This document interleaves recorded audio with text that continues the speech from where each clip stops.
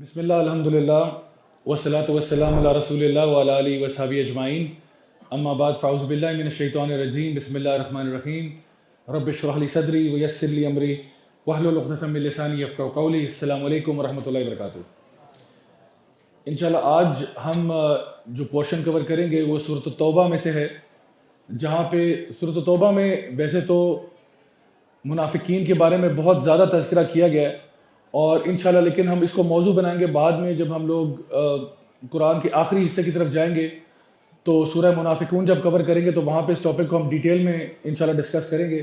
آج جن آیات پہ ہم فوکس کر رہے ہیں ان کا تعلق منافقین اور مومنین سے ہی ہے، لیکن ایک خاص چیز کے بارے میں جو کہ منافقین نہیں کرتے تھے اور مومنین کرتے تھے، اور وہ یہ ہے کہ اللہ کی طرف بلانا، لوگوں کو دین کی دعوت دینا، امر بالمعروف کرنا اور نہی عن المنکر کرنا۔ اللہ رب العزت قرآن مجید میں سورۃ توبہ کی آیت نمبر 67 اور 68 میں ارشاد فرماتے ہیں کہ المنافقون والمنافقات بعضهم من بعض، یعنی منافق مرد اور عورتیں جو ہیں وہ ایک دوسرے سے ہیں، یأمرون بالمنکر وینہون عن المعروف، وہ برائی کا حکم دیتے ہیں اور نیکی سے روکتے ہیں۔ یہ بالکل وہ الٹ کام کرتے ہیں جو کہ مومنین کیا کرتے تھے۔ اور اللہ سبحانہ تعالیٰ یہ بات فرماتی ہے کہ ایک اور ان کی خصوصیت یہ ہے کہ وَيَقْبِضُونَ أَيْدِيَهُمْ، وہ اپنے ہاتھوں کو بند کر کے رکھتے ہیں، اللہ کی راہ میں خرچ نہیں کرتے۔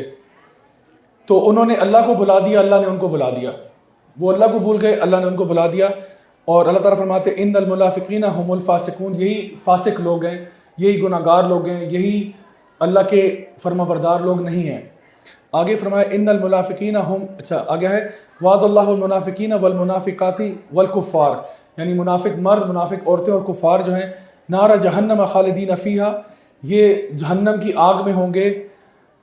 اور آگے فرمایا کہ ہی حسبہم، یہی ان کے لیے کافی ہوگا، یہی ان کے لیے ان کا ٹھکانہ ہوگا۔ ولعنہم اللہ، اور اللہ کی لعنت ان پر، ولہم عذاب مقیم، اور ان کے اوپر ایک قائم رہنے والا عذاب ہوگا۔ تو اب یہ ذرا ایک تصویر کا ایک رخ ہے جہاں پہ بتایا جا رہا ہے کہ وہ لوگ جو منافقین ہیں، مرد اور عورتیں، ان پہ اللہ کا عذاب، اللہ کی لعنت۔ کیوں؟ کیونکہ وہ بجائے نیکی کا حکم دینے اور برائی سے روکنے کے اس کا الٹ کرتے تھے، برائی کا حکم دیتے تھے، نیکی سے روکتے تھے۔ اب ہم نے کسی پہ فتویٰ بازی تو نہیں کرنی، لیکن میں آپ کو یہ ضرور کہوں گا کہ ہمارے ہاں کئی ایسے لوگ ہیں جو آپ کو نظر آئے گا میڈیا پہ، ٹی وی پہ، سوشل میڈیا پہ، جو اوپنلی برائی کا حکم دیتے ہیں، برائی کا حکم دیتے ہیں، برائی کو سیلیبریٹ کرتے ہیں، برائی کے بارے میں بہت اچھی اچھی باتیں کرتے ہیں، اور جو نیکی کے کام ہوتے ہیں ان کے بارے میں ایسا رویہ اختیار کرتے ہیں کہ جو مومنین کو کم از کم سوٹ نہیں کرتا۔ آپ دیکھتے ہوں کہ ہر بڑی عید پہ یہ بحث چھڑ جاتی ہے کہ جی بجائے بکرا قربان کرنے کے واٹر کولر نہ دے دیں مسکینوں کو۔ تو بھئی سارا سال جو آپ لوگوں نے عیاشیاں کی ہوتی ہیں، آپ کی ڈانس پارٹیز چل رہی ہوتی ہیں، آپ لوگ کون سی گیدرنگز کر رہے ہوتے ہو، آپ انٹرنیشنل ٹور لگا رہے ہوتے ہو، 6 لاکھ روپے کے آپ فون لے رہے ہوتے ہو، تب آپ کو واٹر کولر یاد نہیں آتا، لیکن جب عید کا موقع آتا ہے اور وہ جو گوشت ہے وہ جانا ہی غریبوں میں ہوتا ہے، تو اس پہ یہ شروع کر دیتے ہیں کہ نہیں جی قربانی دینے کی کیا ضرورت ہے۔ ویسے یہ سارا سال میک ڈونلڈس کھاتے رہیں گے، بگ میک کھاتے رہیں گے، برگر کھاتے رہیں گے، تب ان کو گوشت کے بارے میں فکر نہیں ہوگی، لیکن اب اچانک عید کے موقع پہ یہ اپنی جو ہے نا تبلیغ شروع کر دیتے ہیں۔ تو اللہ رب العزت ان کے بارے میں واضح طور پر یہ ارشاد فرما رہا ہے کہ یہ وہ لوگ ہیں جو جہنم کی آگ میں ہوں گے، یہ اور کفار مل کر، جو بھی برائی کا حکم دیتے تھے اور نیکی سے لوگوں کو روکتے تھے۔ اگلی آیات میں آیت نمبر 71 اور 72 میں اللہ رب العزت ارشاد فرماتے ہیں کہ والمؤمنون والمؤمنات بعضهم اولیاء بعض، یعنی مومن مرد اور عورتیں جو ہیں وہ ایک دوسرے کے اولیاء ہیں، ایک دوسرے کے دوست ہیں۔ آگے فرمایا کہ یأمرون بالمعروف وینہون عن المنکر ویقیمون الصلاۃ ویؤتون الزکاۃ ویطیعون اللہ ورسولہ اولئک سیرحمہم اللہ ان اللہ عزیز الحکیم۔ اللہ سبحانہ تعالیٰ ارشاد فرما رہے ہیں کہ یہ وہ لوگ ہیں جو مرد اور عورتیں جو نیکی کا حکم دیتے ہیں، برائی سے روکتے ہیں، نمازوں کو قائم کرتے ہیں، زکوٰۃ ادا کرتے ہیں، اور اللہ اور اس کے رسول کی اطاعت کرتے ہیں۔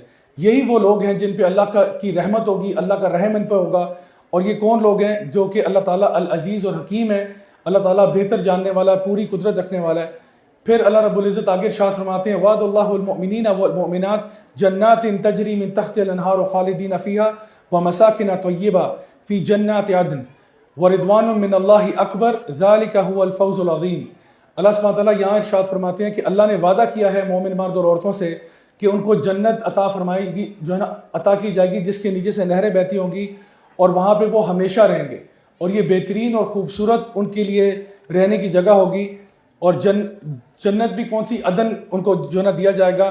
اور سب سے بڑی چیز تو یہ کہ اللہ کی رضا ان کے ساتھ ہے، اللہ کی رضا ان کے ساتھ ہے، اور یہ فوز العظیم ہے، سب سے بڑی کامیابی یہ ہے۔ تو اب آپ دونوں آیات کا جو سیٹ تھا ہمارے سامنے، منافقین کی آیات دیکھ لیں، ان کو کیا پرومس کیا جا رہا ہے اور مومنین کو کیا پرومس کیا جا رہا ہے، اور اس کے اندر جو سینٹرل چیز ہے وہ یہ ہے کہ یہ نیکی کا حکم دیتے تھے، برائی سے روکتے تھے، نیکی کا حکم دیتے تھے، برائی سے روکتے تھے، اور دوسرے والے اس کا الٹا کرتے تھے۔ تو اللہ تعالیٰ نے یہ ساری چیزیں بیان فرما دی، ایک کو جنت میں بہترین جزا دی جا رہی ہے اور ایک کو جہنم میں بدترین عذاب دیا جا رہا ہے۔ کس وجہ سے؟ اسی وجہ سے کہ وہ اللہ تعالیٰ کے دین کے لیے محنت کرتے، کوشش کرتے۔ اچھا، آج میں آپ کے سامنے، جیسے وہ قائد اعظم کے 14 پوائنٹس تھے نا، میں پوچھ نہیں رہا کسی سے کہ 14 پوائنٹس کیا تھے، لیکن آج میں اپنے 14 پوائنٹس آپ کو دوں گا انشاءاللہ جو اس ٹاپک سے ریلیٹڈ ہیں۔ تو انشاءاللہ آپ نوٹ کرتے جائیے گا کہ وہ کون سے 14 پوائنٹس ہیں ان لوگوں کے لیے جو اللہ تعالیٰ کے دین کے لیے محنت کرتے ہیں، ان کے لیے کون کون سی بشارتیں اور کہاں کہاں پہ کوئی وعید سنائی گئی ہے جو اس کو نہیں کرتے۔ سب سے پہلے اللہ رب العزت قرآن مجید میں سورہ حج میں ارشاد فرماتے ہیں کہ اللہ تعالیٰ اپنے خاص بندوں کو، اپنے نبیوں کو چن لیتا ہے، رسولوں کو چن لیتا ہے من الناس، یعنی یہ اللہ تعالیٰ کے خاص چوزن لوگ ہوتے ہیں جو بھی اللہ تعالیٰ کے دین کا کام کرتے ہیں، دین کی بات پھیلاتے ہیں، دین کی تبلیغ کرتے ہیں۔ اللہ تعالیٰ فرما رہے ہیں، خاص طور پہ یہاں رسولوں کی بات ہو رہی ہے کہ اللہ تعالیٰ ان کو چن لیتا ہے، یہ عام لوگ نہیں ہوتے، یہ اللہ کے بہت پیارے چنے ہوئے لوگ ہوتے ہیں۔ ان کے بارے میں ابن القیم رحمہ اللہ فرماتے ہیں کہ سب سے بلند رینک اسی لیے انبیاء کا ہے اور اللہ کے رسولوں کا ہے کہ وہ اللہ تعالیٰ کے دین کی بات کرتے تھے، اور اللہ تعالیٰ نے اپنے رسولوں کو چنا ہوا ہے، یعنی انسانوں میں بھی اور ملائکہ میں بھی، یعنی جس طرح جبریل امین کو چن لیا تھا نا، وحی کے فرشتے تھے وہ، تو اللہ تعالیٰ نے انسانوں میں بھی ان کو خاص کیا ہوا ہے اور ملائکہ میں بھی خاص کیا ہوا ہے۔ کون لوگ؟ جو اللہ تعالیٰ کی وحی کے ساتھ، اللہ تعالیٰ کے دین کے ساتھ منسلک تھے۔ اسی طرح سے شیخ السعدی فرماتے ہیں کہ سب سے زیادہ جو نوبل اور رسپیکٹیبل لوگ ہیں وہ اللہ تعالیٰ کے نبی، اللہ تعالیٰ کے رسول ہیں، اسی وجہ سے کہ وہ نیکی کا حکم دیتے تھے، برائی سے روکتے تھے۔ سو یہ تھا پوائنٹ نمبر 1۔ پوائنٹ نمبر 2 پہ آتے ہیں۔ یہ تمام انبیاء کا مشن تھا دین کی دعوت کرنا۔ وَلَقَدْ بَعَثْنَا فِي كُلِّ أُمَّةٍ رَسُولًا أَنِ اعْبُدُوا اللَّهَ وَاجْتَنِبُوا الطَّاغُوتَ، کہ ہم نے، اللہ تعالیٰ فرماتے ہیں، ہر قوم پر ایک نبی بھیجا جو کیا کہتا تھا، اِنِ اعْبُدُوا اللَّهَ، ایک اللہ کی عبادت کرو اور جتنے بھی غیر اللہ ہیں ان سے اپنا منہ پھیر لو۔ تو یہاں پہ بتایا گیا کہ یہ دوسری بات کیا ہے کہ یہ تمام انبیاء کا کام یہی تھا، یعنی پہلی بات یہ اللہ کے چنے ہوئے لوگ ہوتے ہیں، دوسری بات یہ کہ تمام انبیاء نے یہ کام کیا۔ اب ذرا ایک سیکنڈ رک کے سوچئے گا کہ جو کام تمام انبیاء نے کیا وہ کوئی عام کام ہوگا یا خاص کام ہوگا؟ یقیناً یہ سب سے خاص کام ہوگا جو اللہ کے سب سے محبوب لوگوں نے کیا۔ تو اب جو بھی یہ کام کرے گا آٹومیٹکلی وہ اللہ تعالیٰ کا پیارا ہو جائے گا، اللہ تعالیٰ کا محبوب ہو جائے گا۔ تیسرے نمبر پہ جو پوائنٹ آتا ہے، اللہ سبحانہ وتعالیٰ فرماتے ہیں سورہ الانعام کے اندر آیت نمبر 48 میں، مَا نُرْسِلُ الْمُرْسَلِينَ إِلَّا مُبَشِّرِينَ وَمُنذِرِينَ، اور اللہ تعالیٰ فرماتے ہیں کہ ہم نے کوئی پیغمبر یا کوئی نبی نہیں بھیجا سوائے اس کے کہ وہ لوگوں کو خوشخبریاں بھی سناتا تھا اور لوگوں کو ڈراتا بھی تھا، نیکی کا حکم بھی دیتا تھا، ڈراتا بھی تھا کہ یا تو جنتوں کی بشارت بھی دیتا تھا، اور پھر انذار بھی کرتا تھا کہ بھئی ڈر جاؤ، اللہ تعالیٰ کا عذاب بھی جو ہے نا عظیم ہے، اور وہ ان کو ان سے پیچھے کرتا۔ اس کے بارے میں ابن القیم رحمہ اللہ فرماتے ہیں کہ اللہ کی طرف بلانا یہ تمام انبیاء کا بھی مشن تھا، اور جو بھی ان کو فالو کرتے ہیں یہ ان سب کا بھی مشن ہے۔ تو اس سلسلے میں جو بھی آج بھی 2023 میں بھی جو یہ کام کرے گا آٹومیٹکلی وہ اسی کیٹیگری میں شامل ہو جائے گا کہ جہاں پہ اللہ رب العزت فرماتے ہیں کہ یہ وہ خاص لوگ ہیں جو بشیرہ و نذیرہ، خوشخبریاں بھی سناتے تھے اور لوگوں کو ڈراتے بھی تھے۔ اسی طرح سے شیخ محمد رشید رضا جو ہے فرماتے ہیں کہ خیر کی طرف دعویٰ جو ہے، نیکی کا حکم دینا، برائی سے روکنا، یہ انبیاء کا مشن بھی تھا اور صدیقین کا بھی تھا اور سلف صالحین کا بھی تھا، اور بڑے بڑے لوگ اس راستے میں مارے بھی گئے، شہید بھی ہو گئے، اور یہ وہ لوگ ہیں جن کا سب سے اونچا مقام ہے اللہ کے نزدیک۔ تو یہاں سے پھر پتہ چلا کہ یہ کام جو ہے یہ بہت ہی نوبل کام ہے، انتہائی اللہ تعالیٰ کے محبوب کاموں میں سے یہ ایک کام ہے۔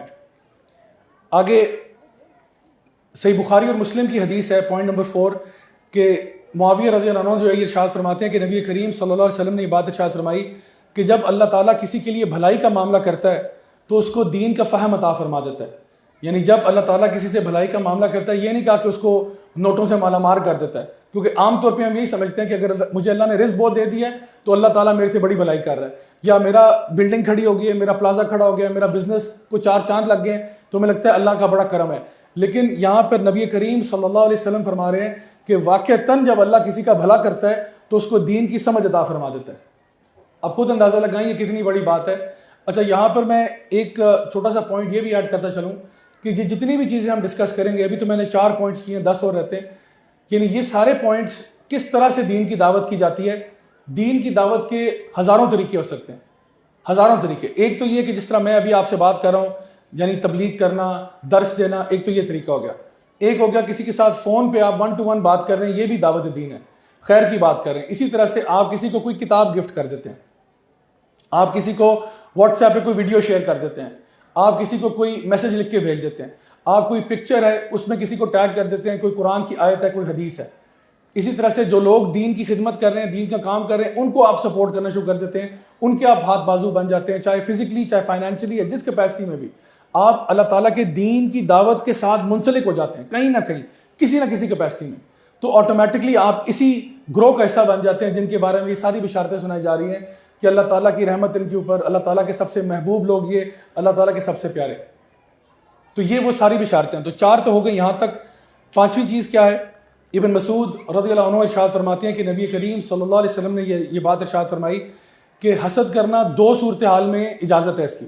ویسے حسد کرنا بہت بری بات ہے, آپ سب کو معلوم ہے, لیکن 2 چیزوں میں جائز ہے. ایک وہ انسان جس کو اللہ نے مال دیا ہے اور وہ اللہ کی راہ میں مال خرچ کرتا ہے, اس کا حسد آپ کر سکتے ہیں. اور ایک وہ انسان جس کو اللہ تعالیٰ نے دین کا فہم دیا ہے اور وہ دین کی دعوت کرتا ہے, اور آپ یہ سوچتے ہو کاش میرے پاس بھی ہوتا. اچھا یہاں پہ حسد سے عام طور پہ جو مراد لی جاتی ہے وہ والی مراد نہیں ہے. حسد عام طور پہ یہ ہوتا ہے کہ یا اللہ اس کے پاس کیوں ہے, میرے پاس کیوں نہیں ہے, اگر اس کے پاس پیسہ ہے کاش اس کے پاس نہ ہوتا, میرے پاس ہوتا. یعنی یہ والا حسد نہیں ہے, یہ ہے کہ اس کے پاس بھی رہے اور میرے پاس بھی آ جائے. کہ ایک بندے کے پاس دولت ہے, وہ اللہ کی راہ میں خرچ کرتا ہے, اس نے جی ہسپتال بنا دیا, اس نے کوئی مسجد بنا دی, اس نے کوئی اسکول بنا دیا, اللہ کی راہ میں پیسہ لگا رہا ہے. تو آپ کہتے ہو کاش میرے پاس اتنا پیسہ ہوتا, میں بھی اللہ کی راہ میں لگاتا, تو یا اللہ مجھے عطا فرما تاکہ میں اللہ کی راہ میں لگاؤں. یا پھر آپ وہ لوگ جو دین کا علم رکھتے ہیں, دین کا فہم رکھتے ہیں, آپ کہتے ہو کاش میرے پاس بھی علم ہوتا, میں بھی اللہ کے دین کی دعوت کرتا, لوگوں تک خیر کی بات پہنچاتا. تو ان 2 صورتحال میں حسد جو ہے وہ جائز ہے, ورنہ حسد جائز بالکل بھی نہیں ہے. تو یہ بخاری اور مسلم کی حدیث ہے, اور یہ ہمارا آج کا 5واں پوائنٹ ہے. 6واں پوائنٹ صحیح بخاری اور مسلم کی حدیث, جہاں پہ نبی کریم صلی اللہ علیہ وسلم نے 3 قسم کے لوگوں کی مثال دی, زمین کے ساتھ کمپیئر کیا. ایک وہ زمین ہے جو بہت ہی فرٹائل سوائل ہوتی ہے.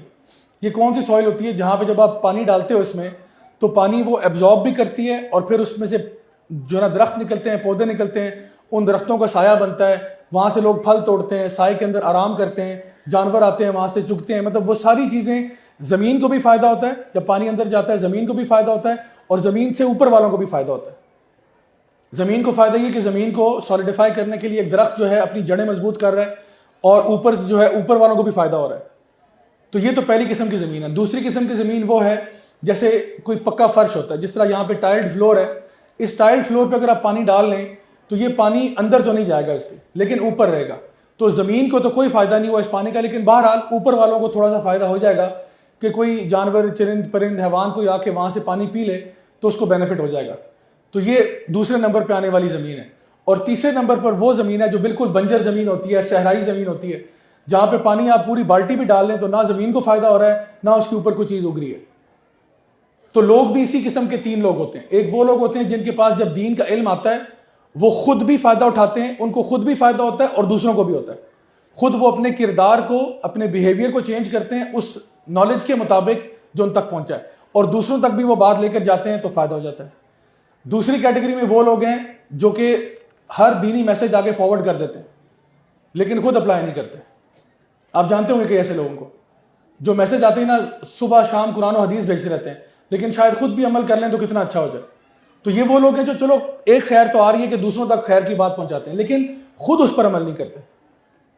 اور تیسرے لیول کے وہ لوگ ہیں جن کے بارے میں ہم کہتے ہیں ہم تو ڈوبے ہیں صنم تم کو بھی لے ڈوبیں گے. نہ وہ خود اپنا فائدہ کرتے ہیں نہ کسی اور کا ہونے دیتے ہیں.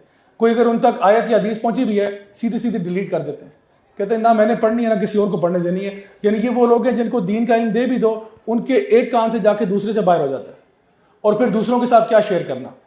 تو یہاں پہ فرمایا جا رہا ہے کہ جو سب سے اچھے لوگ ان میں سے کون سے والے ہیں, جن کے پاس جب دین کا علم آتا ہے وہ دوسروں تک پہنچاتے ہیں, امر بالمعروف کرتے ہیں, نہی عن المنکر کرتے ہیں. یہ بہترین لوگ ہیں. تو یہ 6واں پوائنٹ ہے ان لوگوں کے فضائل میں جو دین کے کام کے ساتھ منسلک ہے. 7ویں نمبر پر بخاری اور مسلم کی حدیث ہے, نبی کریم صلی اللہ علیہ وسلم نے یہ بات ارشاد فرمائی کہ خدا کی قسم اگر تمہاری وجہ سے ایک بندہ بھی گائیڈ ہو جائے اسلام کی طرف تو یہ تمہارے لیے بہت سارے سرخ اونٹوں سے بہتر ہے. سرخ اونٹ یعنی اس زمانے میں آپ سمجھ لیں کوئی فراری لیمبورگینی یا کوئی ٹاپ کلاس کی کار ہے, یعنی آج کے حساب سے آپ سمجھ لیں کوئی 10-12 کروڑ کی گاڑی آپ سمجھ لیں. تو آپ اندازہ لگائیں کہ نبی فرما رہے ہیں کہ تمہاری وجہ سے اگر ایک بندہ بھی ہدایت پہ آتا ہے, اور یہاں پہ یہ مطلب نہیں ہے کہ کلی طور پہ کوئی بہت بڑا علامہ بن گیا وہ, نہیں, تمہاری وجہ سے وہ ہدایت پہ آ رہا ہے, تمہاری وجہ سے وہ سیدھے راستے پہ آ گیا, تمہاری وجہ سے نماز شروع کر دی ہے, تمہاری وجہ سے اس نے حرام کام چھوڑ دیا, تمہاری وجہ سے اس نے اپنا بزنس پیوریفائی کر دیا, کچھ بھی تمہاری وجہ سے اگر ایک بندہ بھی ہدایت پہ آئے تو وہ تمہارے لیے بہت ساری, ہمارے زبان میں ہم کہیں گے لیمبورگینی اور فراریوں سے بہتر ہے. حالانکہ ہمیں یہاں پہ بھی ایک بھی مل جائے نا, اگر یہاں پہ میں اعلان کر دیتا ہوں کہ جی جو یہاں پہ آج لوگ موجود ہیں سب کو ایک ایک فراری باہر کھڑی ہے, یہاں سے چابیاں لیتے جائیں, کتنی خوشی کی بات ہے. لیکن آپ سوچیں اس سے بڑی بات کیا ہے؟ اس سے بڑی بات یہ ہے کہ اگر ہماری وجہ سے ایک بندہ بھی دین کی طرف آتا ہے, وہ تو جب جائیں گے جنت میں تو پتہ چلے گا کہ اللہ تعالیٰ نے کیا انعامات آپ کے لیے سنبھال کے رکھے ہیں. تو انشاءاللہ اگر آپ دین کی بات کریں تو یقیناً ایک نہیں, ہنڈریڈز آف لوگ آپ کی وجہ سے خیر کی طرف آ سکتے ہیں. تو یہ 7واں پوائنٹ تھا آج کا. 8واں پوائنٹ یہ کہ اس کام میں 100% کمیشن ہے. 100% کمیشن. پوری دنیا میں کوئی ایسا بزنس نہیں ہے جو آپ کو 100% کمیشن دیتا ہو. سیدنا ابو ہریرہ جو ہے رضی اللہ عنہ, نبی کریم صلی اللہ علیہ وسلم کی بات ارشاد فرماتے ہیں کہ انہوں نے فرمایا کہ جو بھی کسی کو خیر کی طرف بلائے گا تو اس کو پورا ثواب ملے گا جتنا اس کو مل رہا ہے جو خیر کا کام کر رہا ہے, بغیر کسی بھی چیز کے مائنس ہوئے گا. یعنی آپ اگر ایک بندے کو خیر کی طرف بلاتے ہیں اور وہ کوئی نیکی والا کام کرتا ہے تو اس کی ہر نیکی کا اجر آپ کے اکاؤنٹ میں بھی جائے گا, اس کے اکاؤنٹ میں بھی جائے گا پورا پورا. یعنی ایسا نہیں کہ 50% جائے گا, جو وہ کر رہا ہے اس کو تو 100% ملے گا, آپ کو 50% ملے گا کمیشن یا 30% کمیشن, نہیں, آپ کو 100% کمیشن ملے گا. اب مثال کے طور پہ اگر آپ ایک کسی شخص کو نماز کی طرف لگا دیتے ہو, پوری زندگی وہ نمازیں پڑھے گا, سارا کریڈٹ آپ کے اکاؤنٹ میں. میرے اپنے استاد مجھے کہا کرتے تھے کہ بیٹا اپنے گھر میں نا ریس لگاؤ, اپنے بچوں کو سورہ فاتحہ خود سکھا دو کہ جب بھی آپ کا بچہ سورہ فاتحہ پڑھے گا ثواب کس کو جائے گا؟ آپ کو. کیوں قاری صاحب کو بلاتے ہو؟ قاری صاحب اپنے اجر کمائیں, ضرور کمائیں, لیکن کچھ چیزوں میں نا آپس میں ریس لگاؤ, آپس میں ریس لگاؤ سبقت لے جانے کے لیے کہ میں کچھ خیر کے کام کرنا چاہتا ہوں اور میں یہ چاہتا ہوں کہ زیادہ سے زیادہ بینیفٹ کما سکوں. اب یہاں پہ دیکھیے کہ ابو ذر الغفاری جو ہیں رضی اللہ عنہ, ان کے بارے میں آتا ہے کہ وہ جب انہوں نے اسلام قبول کیا نا تو ابھی تو مسلمان نہیں ہوئے تھے, تو 3 دن سے نا نبی کریم صلی اللہ علیہ وسلم کو نوٹ کر رہے تھے, آبزرو کر رہے تھے, کیونکہ ان کو خبر ملی تھی کہ یہاں پہ کوئی شخص آیا جو اپنے آپ کو اللہ کا رسول کہہ رہا ہے. تو 3 دن تک تھے وہ انٹروورٹ ٹائپ کے تھے, خاموشی سے آبزرو کرتے رہے, چپ کر کے دیکھتے رہے یہ بندہ چلتا کیسے ہے, پھرتا کیسے ہے, ڈیل کیسے کرتا ہے. پھر اس کے بعد نبی کریم صلی اللہ علیہ وسلم کے پاس گئے ہمت کر کے, اور پہلی سٹنگ میں اسلام قبول کر لیا, کیونکہ 3 دن سے آبزرو کر رہے تھے نا کہ بھئی یہ بندہ کون ہے, اس کا کیا, اس کے ایکشنز اور اس کی باتیں آپس میں میچ کرتی ہیں. تو جب دیکھا 100% میچ کر رہی ہیں تو پاس گئے, تھوڑے بہت ان سے سوال جواب کیے, اسلام قبول کر لیا. نبی کریم صلی اللہ علیہ وسلم نے ان سے کہا کہ ابو ذر کیا تم یہ پیغام اپنے لوگوں تک لے کے جاؤ گے؟ تو انہوں نے کہا بالکل لے کے جاؤں گا. تو آپ نے کیا کیا؟ سب سے پہلے اپنے بھائی کے پاس گئے, بھائی نے اسلام قبول کیا. امی کے پاس گئے, امی نے اسلام قبول کیا. اپنے قبیلے غفار قبیلے سے ان کا تعلق تھا, ان کے پاس گئے, پورے قبیلے نے اسلام قبول کر لیا. حتیٰ کہ غفار قبیلے کے ساتھ والا اسلم قبیلہ تھا, وہ پورا قبیلہ اٹھ کے نبی کے پاس آ گیا کہ ہمارے دوست, ہمارے بھائی غفار والے, انہوں نے اسلام قبول کیا ہے تو ہم بھی سارے اسلام قبول کرنا چاہتے ہیں. یعنی ایک ابو ذر الغفاری کی وجہ سے 2 قبائل اسلام کی طرف آ گئے, ایک بندے کی وجہ سے. اب سوچیں ان کے اکاؤنٹ میں کیا گیا ہوگا, اور آپ یہ سوچیں کہ نبی کریم صلی اللہ علیہ وسلم کے اکاؤنٹ میں کیا گیا ہوگا. ہم جتنے لوگ یہاں نمازیں پڑھ رہے ہیں سارا کریڈٹ نبی کے اکاؤنٹ میں جا رہا ہے. ہمیں اس نماز کا بتایا کس نے کہ یہ نماز بھی ہوتی ہے؟ ہمیں یہ جو قرآن ہم پڑھ رہے ہیں اور سمجھ رہے ہیں یہ سکھایا کس نے؟ یہ کس کے ہونٹوں سے ادا ہوا تھا تو ہم نے سیکھا. یہ سارا کریڈٹ نبی کو جا رہا ہے صلی اللہ علیہ وسلم. تو اسی لیے ان کا مقام محمود ہے, الفردوس الاعلیٰ سے بھی اوپر مقام محمود ہے. یعنی یہ وہ چیز ہے کہ آپ دیکھیں کہ سارا کریڈٹ, پوری امت کا سارا کریڈٹ ان کے اکاؤنٹ میں.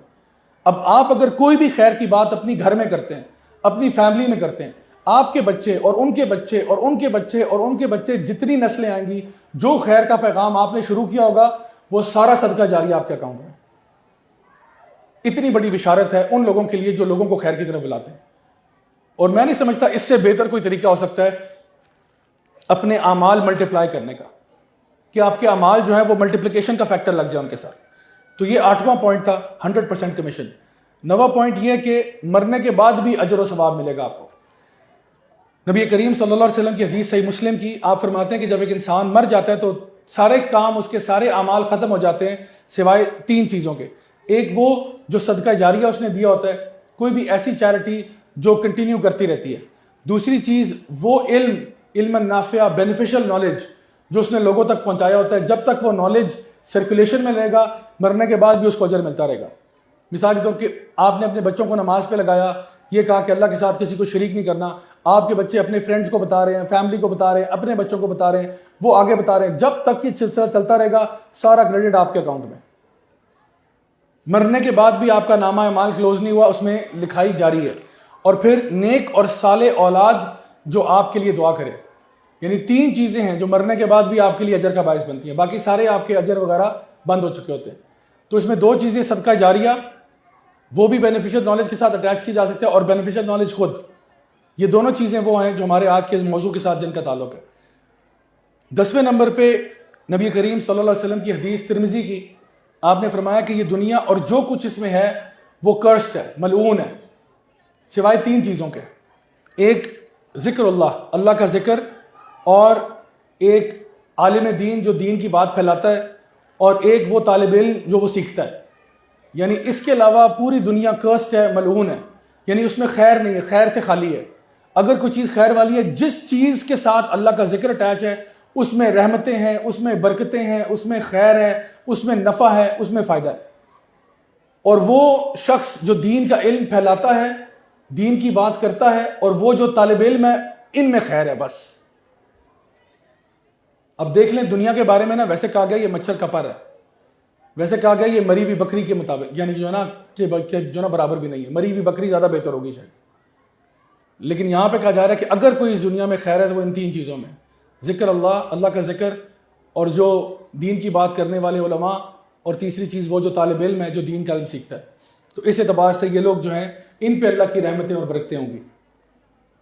11ویں نمبر پہ ترمذی کی حدیث ہے، نبی کریم صلی اللہ علیہ وسلم ارشاد فرماتے ہیں کہ جو بھی دین کے راستے پر چلتا ہے علم سیکھنے کے لیے، وہ ایسا ہے جیسے وہ اللہ کی راہ میں جہاد کر رہا ہے. یعنی یہ تب تک جہاد کر رہا ہے جب تک وہ واپس نہیں آ جاتا. یعنی ہر وہ شخص جو دین کا علم سیکھنا نکلتا ہے، دین کے کام کرنے کے لیے نکلتا ہے، وہ اللہ کے نگاہوں میں مجاہد ہے جب تک کہ وہ اپنے گھر واپس لوٹ نہیں آتا. تو آپ سوچیں کہ ہمارے لیے یہ ایونیو اس وقت جہاد کا کھلا ہوا ہے. چاہے باقی ایونیوز نہ بھی ہوں، یہ ایونیو ہم سب کے لیے کھلا ہوا ہے. آپ گاڑی میں بیٹھتے ہیں، کہیں یہاں پہ آتے ہیں، یہ ارادہ ہوتا ہے کہ چلو بھی نماز تراویح بھی ہو جائے گی، کچھ سیکھ بھی لیں گے، انشاءاللہ فائدہ ہوگا، اس کو اپلائی کریں گے لائف میں، آگے کسی کو سکھائیں گے. الحمدللہ آپ کے لیے لکھا جا رہا ہے آپ مجاہد ہیں. اور علماء بیان کرتے ہیں کہ اس راستے میں کوئی انسان اگر مر بھی جائے تو انشاءاللہ الرحمن وہ اللہ کی بارگاہ میں شہید ہے، انشاءاللہ الرحمن. یعنی وہ شخص جو اس راستے میں جس کی جان بھی چلی جائے. تو یہ کتنی بڑی بشارت ہے. 11ویں نمبر پہ 12ویں نمبر پہ جو حدیث ہے ترمذی کی، نبی کریم صلی اللہ علیہ وسلم نے ارشاد فرمایا کہ تم میں سے وہ شخص جو کہ دین کے بارے میں علم رکھتا ہے یا جو لرنڈ ہے، اس کی بڑائی جو ہے ایک عبادت گزار کے اوپر کیسی ہے. جیسا کہ آپ نے فرمایا میری سپیریورٹی اس کے اوپر جو تم میں سے سب سے ادنا ہے اس کے اوپر ہے. یعنی آپ نے بیان فرمایا کہ جو دین کا علم رکھنے والے لوگ ہیں، جو دین پڑھنے والے لوگ ہیں، دین سیکھنے والے لوگ ہیں، ان کا لیول کیا ہے کمپیئر ٹو ایک عبادت گزار. عبادت گزار بھی یہ نہیں کہا جا رہا کوئی بالکل ہی فارغ آدمی ہے، عبادت کرتا ہے لیکن دین کا اتنا فہم نہیں ہے، دین کی اتنی سمجھ نہیں. ہاں نماز پڑھ لیتا ہے، روزے رکھ لیتا ہے، ذکر اذکار کرتا ہے، لیکن ان دونوں کا فرق کیا ہے؟ ایک وہ جو دین کا علم رکھتا ہے، اور ایک وہ جو علم نہیں رکھتا لیکن عبادت پھر بھی کرتا ہے. آپ نے فرمایا جیسا میرا مقابلہ کیا جائے تم میں سے سب سے ادنا کے ساتھ. اور ایک اور حدیث میں آپ نے فرمایا جیسے چاند اور تاروں کا مقابلہ ہے، کہ چاند اتنا بڑا نظر آ رہا تھا، تارے چھوٹے چھوٹے آسمان میں نظر آتے ہیں. چاند کی روشنی رات کو فل مون کی جو لائٹ ہے وہ بڑی پرومیننٹ ہے، اور آپ اس کو اسکائی میں مس نہیں کر سکتے. اس کا مقابلہ اگر چھوٹے تاروں کے ساتھ کیا جائے تو وہ مقابلہ ہے. تو اگین یہاں پہ پتہ چلتا ہے کہ جو علم رکھنے والے لوگ ہیں، علم سیکھنے والے لوگ ہیں، وہ اللہ کے ہاں کتنے مقبول ہیں، اللہ کے کتنے پیارے ہیں. 13ویں نمبر پر سنن نبی داؤد اور ترمذی کی حدیث ہے، نبی کریم صلی اللہ علیہ وسلم نے ارشاد فرمایا کہ جو بھی علم سیکھنے کی راہ پر نکلتا ہے اللہ تعالیٰ اس کے لیے جنت کا راستہ آسان کر دیتا ہے. جو بھی دین سیکھنے کی راہ اختیار کرتا ہے، چاہے آپ گھر سے یہاں چل کے آئیں نا، اللہ تعالیٰ آپ کے لیے جنت کا راستہ آسان کر دیتا ہے جو اس راستے پر چلتا ہے. اور فرمایا کہ اللہ تعالیٰ کی ہر مخلوق اس کے لیے دعا کرتی ہے، حتیٰ کہ سمندر کی مچھلیاں بھی اس کے لیے دعا کرتی ہیں، اور فرشتے جو ہیں اپنے پروں کو بچھا دیتے ہیں اس کے لیے جب وہ اپنے گھر سے روانہ ہوتا ہے۔ تو آپ سوچیں یہ غیب کی دنیا نا، جب ایک طالب علم اپنے گھر سے نکلتا ہے علم سیکھنے کے لیے، تو گھر سے آپ کو کیا معلوم کہ فرشتے جو ہیں وہ پر پھیلائے آپ کا انتظار کر رہے ہوتے ہیں، اور ہر مخلوق اللہ کی آپ کے لیے دعا کرتی ہے، حتیٰ کہ سمندر میں مچھلیاں بھی آپ کے لیے دعائیں کرتی ہیں، کیونکہ ان کو پتہ ہے کہ یہ شخص جو دین کا علم سیکھ رہا ہے اس سے انشاءاللہ الرحمن خیر ہی آئے گی، شر نہیں آئے گا اس سے، یہ جب بھی کوئی کام کرے گا خیر والا کرے گا، تو وہ ایون وہ مخلوق بھی آپ کے لیے دعا کرتی ہے۔ تو آپ نیکسٹ ٹائم کبھی کسی ایکویریم میں جائیں یا کئی مچھلیوں کو دیکھیں تو ان کو جزاک اللہ خیر کہہ دیجیے گا کہ اگر آپ دین کی راہ پر ہیں تو وہ آپ کے لیے دعائیں کرتی ہیں، آپ کو پتہ بھی نہیں ہے، تو یہ مچھلیاں بھی دعائیں کرتی ہیں۔ اور 14th پوائنٹ یہ ہے کہ جو لوگ یہ کام نہیں کرتے ان کے ساتھ کیا ہے، کیونکہ یہ دینی فریضہ ہے ہم سب کے لیے، ہر بندے کو اپنی استطاعت کے مطابق کرنا چاہیے۔ نبی کریم صلی اللہ علیہ وسلم نے ارشاد فرمایا کہ اس ذات کی قسم جس کے ہاتھ میں میری جان ہے، تم نیکی کا حکم دو گے اور برائی سے روکو گے، ورنہ یہ ہوگا کہ اللہ کی طرف سے ایک شدید پنشمنٹ تمہاری طرف آئے گی، اور وہ پنشمنٹ کیا ہے کہ تم دعائیں کرو گے اور تمہاری دعائیں قبول نہیں ہوں گی۔ نبی فرما رہے ہیں، قسم کھا رہے ہیں اللہ کی، اس ذات کی قسم جس کے ہاتھ میں میری جان ہے، تم نیکی کا حکم دو گے اور برائی سے روکو گے، اگر یہ نہیں کرو گے تو اللہ کی طرف سے ایک پنشمنٹ آئے گی۔ وہ پنشمنٹ کیا ہوگی کہ تم دعائیں مانگو گے، تمہاری دعائیں قبول نہیں کی جائیں گی۔